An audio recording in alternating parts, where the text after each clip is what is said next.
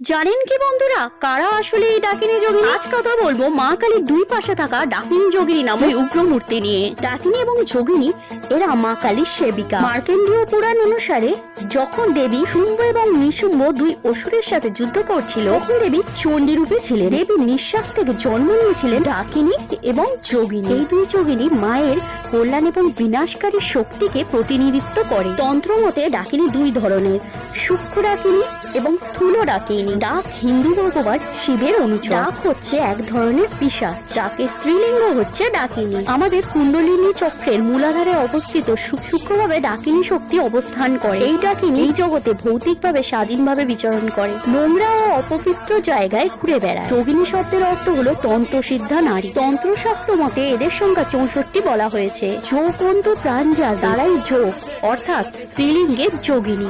জয় মা কালী, সকলে রক্ষা করো।